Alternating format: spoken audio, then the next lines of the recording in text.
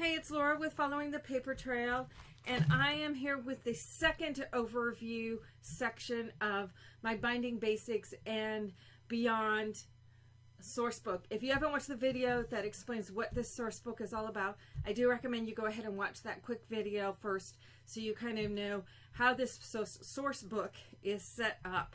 It's hard to say fast. There are 5 sections. This is a second section called the Butterfly Binding Styles. And the butterfly binding, as it was named back in those early days by the early bookbinders, the butterfly bindings were first seen from the Song Dynasty in China in approximately 100 AD. I've done a lot of research on bindings. Sometimes it's hard to find specifically where they come from, but you can Google butterfly bindings, bookbinding, and find a lot of this information out yourself. Today, modern day scrapbookers are using some of these bindings and modifying them to be used in our own mini albums, which is a lot of fun. What a butterfly binding is where you take pages, folded pages, and attach them in some fashion to the page before it. So these are like butterfly wings. Back when this method was first starting to be used, papyrus was the main material that writing was happening on, which then developed into parchment and onto paper. The early bookbinders were moving away from scrolls, which was mainly what papyrus was used on, and as materials became more durable, they were able to do more folded type of bookmaking. And thus the butterfly style of binding, as the bookmakers were trying to come up with ways that were easier to transport and easier to use than the rolled scrolls, which could seem to go on forever. So the butterfly binding came to be. With a butterfly binding, and this is commonly used in mini albums, is you take any number of pages and then you just attach the back side of the first page to the front side of the second, and so on and so forth. Any of you have ever made a star album where you have a couple layers of these butterfly pages? It is a butterfly binding. Now, when I'm using this method, I do like to add my adhesive tape, but I like to add about 1/4 of an inch, or leave about 1/4 of an inch from that fold. That way, when those attached, that just allows, let me see if I can hold this without actually sticking it down. It just allows a little bit of what I've always called, if you've watched my videos very much, some breathing room. But you can attach those back to back to back to back and form a spine to create a mini album. Another very popular type of mini album, especially when I was first started back in the dark ages, is paper bag albums. This one probably is one of my most viewed videos ever, using a paper bag album from a million years ago. And the pages of the bag pieces of the bags are attached to the bag adjacent to it, and thus it is essentially a butterfly binding.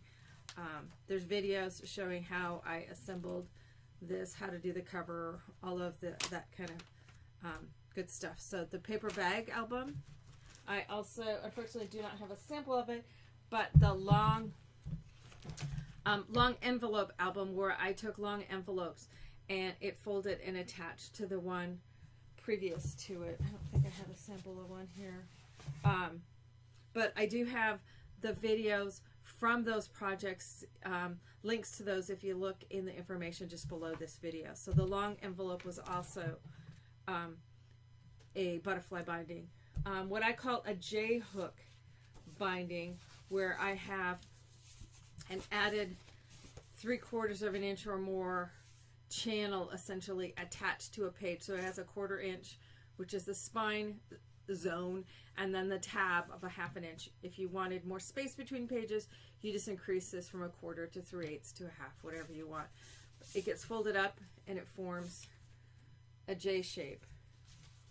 I have the page before it. Typically I would have these attached at the top and bottom, so it is a sleeve, and so I have multiple pages. Have the J up. The J of one page slips in to the sleeve, or attaches first, and then that's attached down to attach those pages together, and then you have your spine pieces on the outside.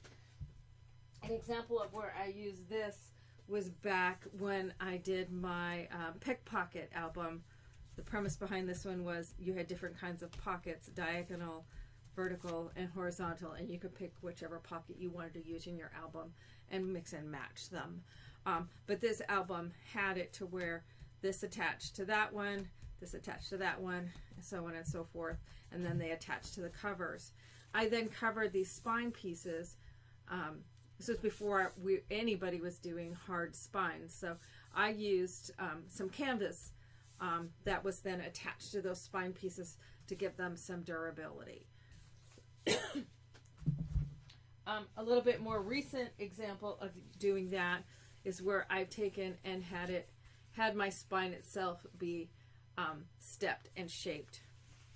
So you can see where this page attaches directly onto the outside, but then I step it for the next one. The center one, it starts out with the center one, and the next one steps in, and the next one steps in, so that you have a unique spine with it stepping, and that also uses that J-hook binding, as I call it. The Shaped Hinge. This was a method that I used several years ago, and I made a ton of these for Thanksgiving and Christmas, and I gave them away, where you can take any shape.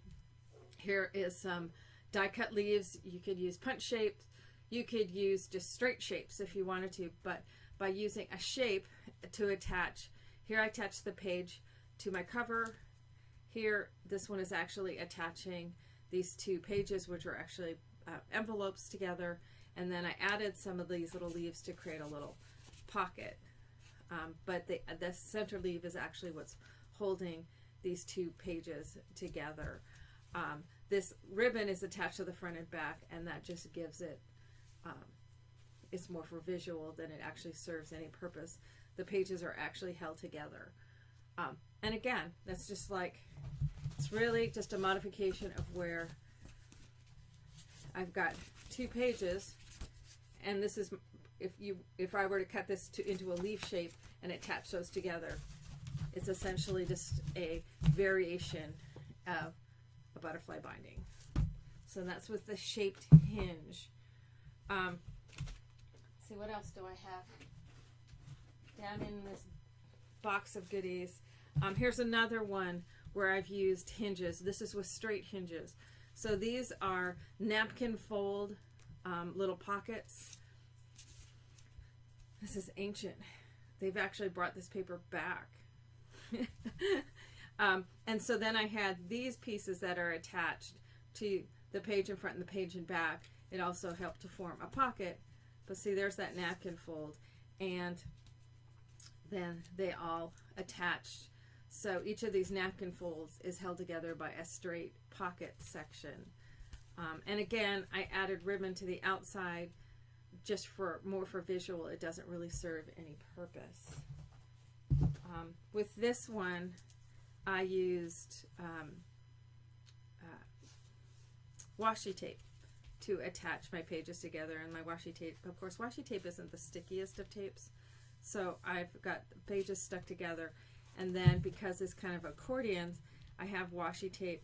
So on this side, it goes between these two, and this side it goes on the other side of those little zigzaggy things. It's hard to see because it's in black.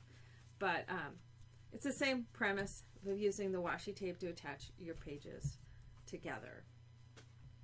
So then the last section I have in here is what I call a feathered hinge binding. I'll show you a sample of it. There is going to be a separate video for the feathered hinge. This is the project that I actually did this past National Scrapbook Day 2017. This is an expandable photo file album. And this section right here that has 5 pages to it that all attaches from one hinge. And it opens up. I don't have this completed just yet, but if you look at it then from the top, it looks like a feather when you open it all up. So you can see how there's kind of a little bit of a zigzag going on right here, and then pages attach on. So that is the feathered hinge. I have a more basic sample here, my prototype when I was figuring it out.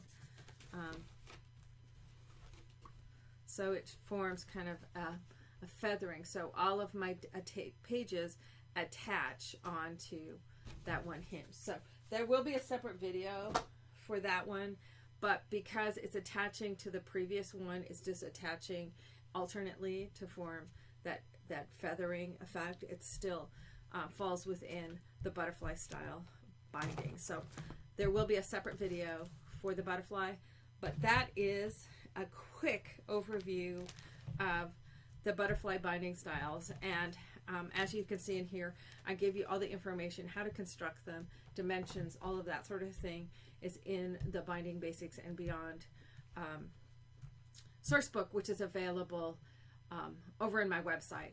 All the videos are free here on YouTube. Majority of you can probably make the bindings from the videos, but if you need a little bit more information, it's available in the Binding Basics and Beyond source book. So anyway, that is butterfly bindings.